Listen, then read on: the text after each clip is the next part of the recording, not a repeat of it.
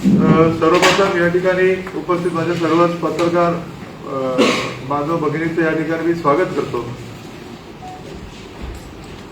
जसं आपलं सर्वांनाच ठाऊक आहे, गेल्या 1 जानेवारीला भारतीय जनता पार्टीचे 14 नगरसेवक, इंडियन नॅशनल काँग्रेसचे 12 नगरसेवक, राष्ट्रवादी काँग्रेस अजित पवार गट यांचे 4 नगरसेवक, तसेच अपक्ष उमेदवार सोरखादे हे 1 नगरसेवक आणि सन्माननीय नगराध्यक्ष मॅडम यांचं 1 पद, हे असं एकूण संख्याची 32 सदस्यांची नोंद ही अंबरनाथ विकास आघाडी म्हणून त्या ठिकाणी 1 तारखेला सन्माननीय कलेक्टर, डिस्ट्रिक्ट कलेक्टर यांच्याकडे आम्ही नोंद केली होती। तसेच येत्या 7/1/2023 त्याचं प्रमाणपत्र देखील त्यांच्या माध्यमातून आम्हाला प्राप्त झालंय। काही माध्यमांच्या तसेच ते नोंदणी करता अर्ज देण्याकरता भारतीय जनता पार्टीच्या वतीने मी अभिजित करंजुले त्या ठिकाणी उपस्थित होतो। राष्ट्रवादी काँग्रेस अजित पवार गटाच्या वतीने त्या ठिकाणी सचिन पाटील हे त्या ठिकाणी उपस्थित होते। तसेच काँग्रेस, इंडियन नॅशनल काँग्रेसच्या वतीने नगरसेवक विपुल पाटील त्या ठिकाणी उपस्थित होते। म्हणजे प्रत्येक गटातला 1 प्रतिनिधी त्या ठिकाणी उपस्थित होता आणि सर्वांच्या साक्षीने आणि उपस्थितीने त्या ठिकाणी तो अर्ज त्या ठिकाणी आम्ही दिला होता। काही माध्यमांच्या माध्यमातून आम्हाला असं काहीतरी पाहण्यात आलं, काही 4 नगरसेवक होते, त्यांनी जिल्हा अधिकारीकडे पत्र दिलं की त्या ठिकाणी आमच्या 4घांचा गट एक वेगळा स्थापित करून देण्यात यावा आणि त्यांनी कुठंतरी त्याचं समर्थन कुठंतरी इतर ठिकाणी जाहीर केलं, असं तुमच्या माध्यमातूनच आम्हाला त्या ठिकाणी पाहायला मिळालं। परंतु मी या ठिकाणी आपल्याला स्पष्ट सांगतो, येत्या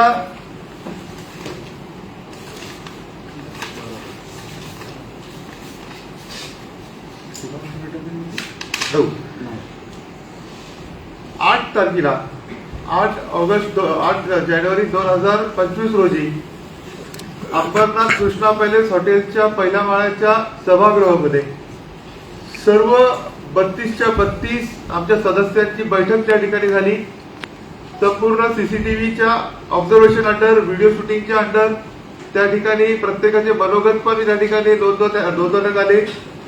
तसेच प्रत्येकाला त्या ठिकाणी अंबरनाथ विकास आघाडीचा गटप्रमुख म्हणून त्या ठिकाणी मी प्रत्येकाला व्हीप त्या ठिकाणी बजावलं आहे।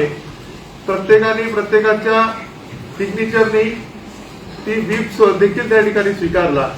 आणि असं काही असताना काल 1-2 दिवसामध्ये असं काहीतरी आम्हाला लक्षात आलं की कोणते 4 सदस्यांनी जाऊन परस्पर कलेक्टर ऑफिसमध्ये मागणी केली की आपल्या 4ला त्या गटातनं नवीन गटाची स्थापना त्या ठिकाणी करण्याची परवानगी देण्यात यावी। परंतु कायद्यात अशी कोणत्याच प्रकारची नोंद नाही, असं काही करणं शक्यच नाही। त्याच्या पलीकडे जाऊन आम्ही त्या 4 सदस्यांना व्हॉट्सअपच्या द्वारे त्यांच्या घराला देखील त्या ठिकाणी घरापर्यंत पण व्हीप पोहोचवण्याचा आम्ही प्रयत्नाने पोहोचवला देखील आहे, ईमेलच्या द्वारे देखील पोहोचवलाय, पेपर नोटीसच्या द्वारे देखील त्या ठिकाणी पोहोचवण्यात आलाय। आणि कुठंतरी असं सांगण्यात आलं की काँग्रेस ही भारतीय जनता पार्टीमध्ये सामील झाली, त्याकरता आम्ही दुखून किंवा ते आम्हाला मान्य नाही म्हणून त्या ठिकाणी आम्ही हे 4 बाहेर पडायचा निर्णय त्या ठिकाणी घेतो। तर जर का असं होतं तर ही जर गोष्ट घडली 1 तारखेला, मग एखादा व्यक्ती एक पूर्ण आठवडा काय करत होता हा त्या ठिकाणी खूप मोठा प्रश्नचिन्ह त्या ठिकाणी होतो। खरं तर कुठंतरी काही आवेशाला एखादा व्यक्ती बळी पडत असेल, कायद्याचं ज्ञान असताना सुद्धा जर का कुठंतरी कायद्याला वेठीस धरण्याचा प्रयत्न कोणी करत असेल तर त्या गोष्टीला आम्ही येणाऱ्या 12 तारखेला जो आम्ही व्हीप बसवलाय, आमच्या व्हीप मध्ये स्पष्ट आहे, येणाऱ्या 12 तारखेला उपनगराध्यक्षाच्या निवडीकरता सर्व 32च्या 32 उमेदवार सदस्यांनी त्या ठिकाणी प्रदीप पाटील यांच्या नावाकरता त्या ठिकाणी मतदान करायचं आहे। आम्ही सर्व 32 जण त्या ठिकाणी त्या व्हीपला बांधील आहोत। कोणी कितीही जरी प्रयत्न केला गट स्थापित करायचा नवीन तर ते शक्य होणार नाही। प्रत्येकाला 32 सदस्यांना म्हणजे 31+1 नगराध्यक्षांना त्या व्हीपला बांधील राहूनच त्या ठिकाणी मतदान करणं भाग आहे। मी आपल्या चॅनलच्या माध्यमातून सर्वच प्रसार माध्यमातून या ठिकाणी मी जाहीर सांगतो की येत्या 12 तारखेला व्हीपला लक्षात घेता जर का मतदान झालं नाही त्या प्रत्येक मतदार किंवा प्रत्येक सदस्यावर त्या ठिकाणी कायदेशीर कारवाई केली जाईल. आणि आपल्या आसपासचे काही जिवंत उदाहरण आहेत ज्यांनी व्हीपच्या विरुद्ध जाऊन कधी असं काही मतदान केलं, काही कृत्य घडलं. पूर्वीचे दिवस वेगळे होते, परंतु ह्या 2-3 वर्षामधले आपण निर्णय जर का पाहिले तर महिन्या 2 महिन्यामध्ये त्याचे निर्णय लागतात. त्या ठिकाणी डिस्क्वालिफिकेशन होत आहे, त्या ठिकाणी 6 वर्षाकरता पूर्णपणे निलंबन त्या ठिकाणी होत आहे. म्हणून कोणी ह्या ठिकाणी जंगलराज नसून हा कायद्याचा राज आहे हे लक्षात घ्या. आणि निश्चित 12 तारखेला प्रत्येक आमचा 32 सदस्य त्या व्हीपला बांधील आहे मी या ठिकाणी आपल्याला स्पष्ट करतो. आपल्याला विनंती की आपल्या माध्यमातून काही प्रश्न असतील आपण विचारू शकतो. एक मिनिट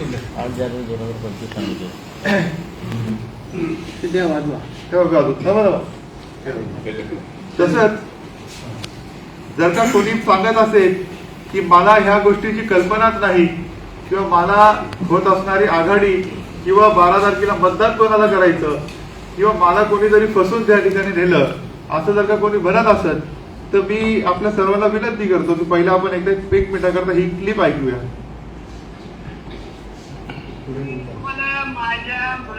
म्हणजे आपल्याला एखाद्या व्यक्ती हेही सांगू शकतं की काँग्रेसला घेतल्यामुळे मी त्या ठिकाणी दुखवलो, तर त्याचंही स्पष्टीकरण हे आपल्याला ऑडिओ मध्ये त्या ठिकाणी लक्षात येईल. नाही, तुम्हाला माझ्या मुलाची शपथ घेऊन काय तुम्हाला माझ्याकडे सकाळी माणसं पाठवली, त्यांनी रात्री पाठवली होती. आमच्यात फरक होणार नाही म्हटलं, फरकच नाही. त्या मामाचा मुलगा आम्ही तुमच्याच बरोबर आहे. बस बस. आणि आता आज संध्याकाळी यांचा प्रवेश करून घेतो आम्ही. करून घ्या आपण हे बरोबरच आहे.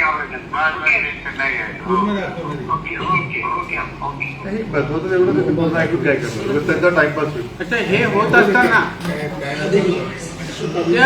ते पुढे दिशाभूल करण्याचा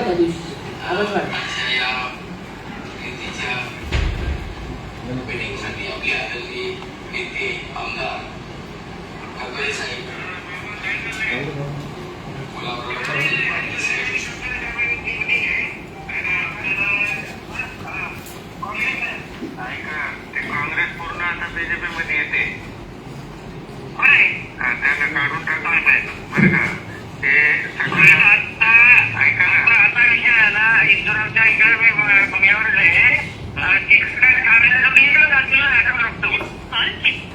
ऐका ना खरं. आमचं सकाळी असं ठरलं आज मुख्यमंत्री येतात उल्हासनगरला आणि 12 नगरसेवक बीजेपीत प्रवेश करणार असं ठरलं. चांगलंय ऐका. आणि ती बातमी वरती पोचली त्यांच्या काँग्रेसकडे. आणि मग त्यांना ते तडकाफडकी त्यांना बाबा पक्षातून काढल्याचं पत्र काढलं. ते काही घाबरायची गरज नाही. आपण कुठल्याही परिस्थितीत सेनेशी युती करायची नाही. बिलकुल नाही. तुम्हाला माझ्या मुलाची शपथ घेऊन सांगतो काय तुम्हाला माझ्याकडे सकाळी माणसं पाठवली, त्यांनी रात्री पाठवली होती. आमच्यात फरक होणार नाही म्हटलं, फरकच नाही. मामाचा मुलगा आम्ही तुमच्याच बरोबर आहे. बस बस. आणि आता आज संध्याकाळी यांचा प्रवेश करून घेतो आम्ही. करून घ्या आपण हे बरोबरच आहे. बस टेन्शन नाही घ्यायचं. हो ओके ओके ओके ओके. ह्या व्यक्तीने सदा मामा पाटील यांनी पुढारपण घेऊन ही आघाडी स्थापन केली. गुलाबपेट करून दिली अजित असेल आणि मला सुद्धा त्या मिटिंगला बोलून मागे साहेबांच्या इकडे त्या मिटिंगला आम्हाला बोलवलं आणि यांनी ही आघाडी सुरुवात केली. आघाडीला तुम्ही म्हणतात कोणी बोलत असेल मामाला का नाही तुम्ही थांबवलं, काने बंधन आणलं, तर मामाच याचा मेन करता करविता होता आणि मामाचीच जबाबदारी होती का काँग्रेस भाजपा अपक्ष यांना जवळ ठेवायचा. आणि कोण म्हणतो का मामाला तुम्ही का नाही थांबवलं, मामाला थांबवण्याचं नाही, मामा सगळ्यांची व्यवस्था करत होता. आणि मामाने हे आघाडी घडवलेली होती आणि मामावर सर्व जबाबदारी होती. मुळात मामाच ह्या जबाबदारीतून म्हणजे पळून गेले आणि तिकडे ते त्या गटात सामील झाला असं 2 म्हणतात. दिवसांमध्ये का मोहभंग झाला मामाचा? आता मामाला का मोह झाला काय नाही ह्या आम्हाला काही माहिती नाही आहे, पण मामा इथून निघून गेले हे आम्हाला कळल्यानंतर आम्ही मामाला संपर्क साधण्याचा प्रयत्न केला. मामाने व्हीप घेतलं तोपर्यंत मामा काय बोलला नाही. स्टेटमेंट दिल्या, भाषण दिलं, ते मीटिंग अटेंड केली मामाने आणि मामा त्यानंतर निघून गेला आणि नॉट रिचेबल गेला. दादा, आपण ज्या गटात ते सामील झाले तो पक्ष देखील आज राज्यामध्ये दुसऱ्या क्रमांकाला आहे. त्यांच्या देखील वरिष्ठांना माहीत आहे की एखादा गट जेव्हा जिल्हाधिकाऱ्यांकडे स्थापन होतो त्या गटातून बाहेर न पडता दुसऱ्या एका गटामध्ये सामील होऊन जिल्हाधिकाऱ्यांकडे त्यांची नोंद करणं, तर त्यांना डिस्क्वालिफिकेशनची भीती नाही का? हे कशाच्या जोरावर त्यांनी केलं? आता हे कुठल्या त्यांना ते अभिनय आहेत का त्यांनी हे जाणीवपूर्वक केला? हे नियम सांगतोय का एक गट स्थापन केल्यानंतर दुसरी संख्या बघा, त्याला 2 तारीख दिली होती, ती गटाची संख्या निश्चित झाली. 59 नगरसेवकांपैकीच नोंद केली जाते. मग आमची 31+1 अध्यक्ष 32 अशी नोंद झालेली आहे. मग उरलेली संख्या ही 27. मग तिची 27च नोंद झाली पाहिजे. आणि जर कोणी दुसराही आमच्यातून 10 जण निघून जाऊन दुसरा गट, त्याला कुठेही असं तरतूद नाही का दुसरा गट स्थापन करावा. नोंद घेतली जाते पण गट स्थापन होत नाही. उद्या उपनगराध्यक्षाच्या पदामध्ये या 4 नगरसेवकांनी जर तुमच्या विरोधात मतदान केलं तर तुम्ही काय करणार आहात पुढे? आम्ही त्यांना व्हीप बजावण्याचा, जो घराला व्हीप चिपकवण्याचा, प्रसार माध्यमातून व्हॉट्सअप मेल करण्याच्या माध्यमातून त्यांना प्रत्यक्षात त्यांना व्हीप बजावलेला आहे आणि प्रदीप नाना पाटील यांना उपनगराध्यक्षाला मतदान करा म्हणून त्यांना आम्ही बजावलेला आहे. त्याच्या व्यतिरिक्त ते सभागृहात येऊन किंवा अप्रत्यक्ष अबसेंट राहून जर व्हीपचा भंग करण्याचा प्रयत्न करत असतील तर त्यांच्यावर डिस्क्वालिफिकेशनची कारवाई ही निश्चित होणार आणि 1 ते 1.5 महिन्यात त्यांचं निवड उपनगराध्यक्षाचं पद नाही, नगरसेवक जे पण 2-4 जे जातील त्यांचं नगरसेवक पद रद्द केलं जाईल. डिस्क्वालिफिकेशन त्यांना 6 वर्षाकरता त्यांना बंदी असेल. हे निश्चित त्यांच्यावर कारवाईची तयारी आम्ही करणार. आम्ही प्रथम आमचा विश्वास आहे की ते आम्हाला मतदान करतील. त्यांना जर दिलंही असेल कुठे, ते गेले असतील कुठल्या भावनेच्या आहारी, पण आमची अपेक्षा आहे का ते आम्हाला निश्चित मतदान करतील 12 तारखेला. अन्यथा त्यांच्या डिस्क्वालिफिकेशनची, कारण की त्यांनी सभागृहात आल्याची नोंद झाली, व्हिडिओ शूटिंग मध्ये आले आणि त्यांनी जर हात वर केला तर निश्चित त्यांनी आमच्या बाजूने केला तर योग्य आहे. जर त्यांनी समोरून अपोजिशनला केलं, विरुद्ध केलं तर त्यांच्यावर निश्चित पक्ष शिस्तीभंगीची कारवाई म्हणजे डिस्क्वालिफिकेशनची त्यांना सामोरं जावं लागेल आणि 2 ते 3 महिन्यातच त्यांची पदं जाणार आहेत. पदच नाही, 6 वर्षाकरता निलंबित. एवढं जे सांगताय, कोणत्या कायदे तज्ञाचा याचा तुम्ही मार्गदर्शन घेतलंय? कोणता आधार आहे तुमच्याकडे? जे नियम आहेत, जे नियम दिलेले त्याला धरून त्यानुसारच आम्ही आमच्या कुठलाही आमचा स्वतःचा कायदा नाही. जे कायदा तेच आम्ही बोलतोय. आम्ही त्याच्या पलीकडे कुठेच बोलत नाहीये. आणि त्यांनी जो केलेला आहे कुठल्या कोणाच्या दबावाखाली पडणार नाही, कोणाला आरोप प्रत्यारोप करणार नाही. ते सक्षम व्यक्ती आहे. जर घटनेत येत तर त्यांना त्याची संपूर्ण जाणीव असावी. या दरम्यान कधी संपर्क करण्याचा प्रयत्न केला? कालपासून तुम्ही त्यांना? आम्ही पूर्ण संपर्क, त्यांनी फोन नॉट रिचेबल ठेवलेले आहेत आणि तिकडे बाहेर आहेत अज्ञातस्थळी, त्यामुळे आमचा संपर्क झाला नाही. पण आम्ही ह्या बाबतीत त्यांना वारंवार त्यांच्या घरी जाऊन नोटीस चिपकवलेली आहे, ऑफिसला चिपकवलेली आहे.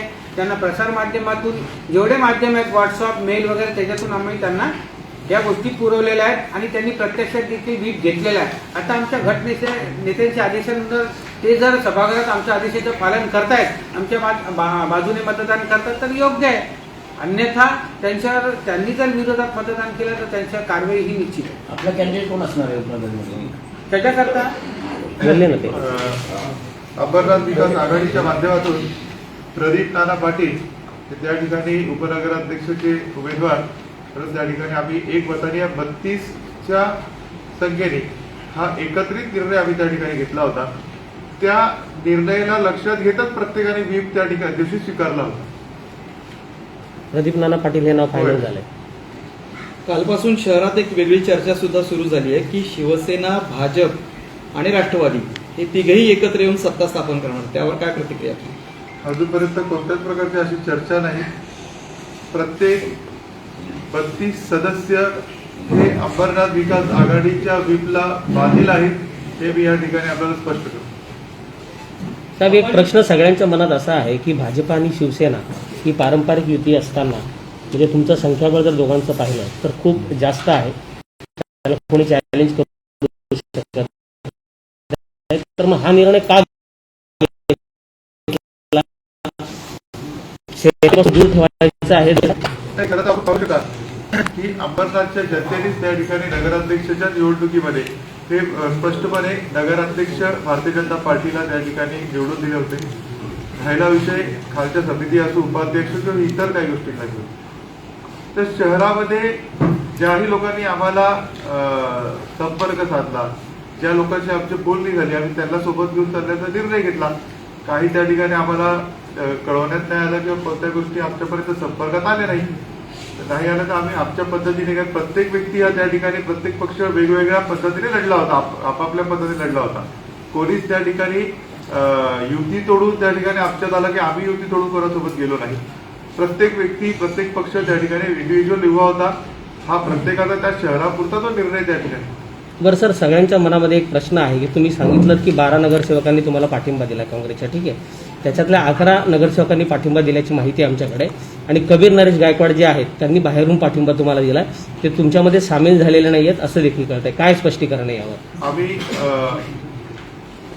अंबरनाथ विकास आघाडीमध्ये हे 12चे 12 नगरसेवक समाविष्ट आहेत. भारतीय जनता पार्टीमध्ये व्यक्तिगत 11 नगरसेवकांनी प्रवेश केलाय. राहिला विषय कबीर नरेश गायकवाड हे आज सुद्धा आमच्या बाजूलाच आहेत. आज सुद्धा अंबरनाथ विकास आघाडीचा एक भाग ते त्या ठिकाणी आहेत. येत्या दिवसामध्ये ते त्यांचा निर्णय घेतील, परंतु या अंबरनाथ शहराच्या विकासाकरता ज्याही गोष्टी कराव्या लागतील त्या ठिकाणी आम्ही सर्वच या ठिकाणी 32 जणी त्यांना त्या कटिबद्ध आहोत. म्हणजे स्पष्टपणे कबीर नरेश गायकवाड हे भाजपामध्ये सामील झाले नाही? भाजपात नाही, परंतु आमचे सर्वांचे विचार एकच आहे की अंबरनाथ शहराची विकास आणि प्रगती. नहीं, मुख्यमंत्री ने कहा कि ये हम नहीं मानेंगे, हम इनसे लोकल स्तर पर बात करेंगे, कार्रवाई करेंगे. फिर अगले दिन चौहान साहब की उपस्थिति में शामिल हुए, उसके बारे में क्या कहेंगे? सीएम का मानना है या अध्यक्ष का मानना है? हे सर्व काही घडत असताना त्या ठिकाणी आमच्या काँग्रेसचे जे 12 मित्र होते, 12 नगरसेवक होते, त्यांच्यावर त्याच्या प्रदेश पातळीवरती काही निर्णय झाले असतील, त्यांच्यावरती कारवाई देखील झाली.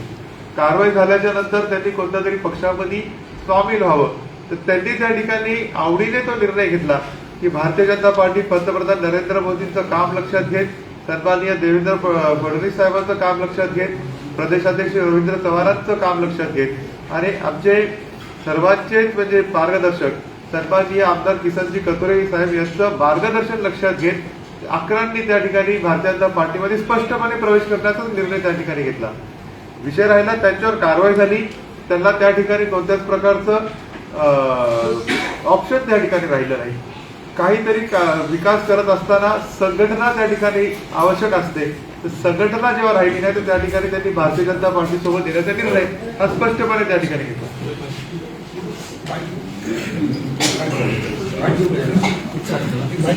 आलेलो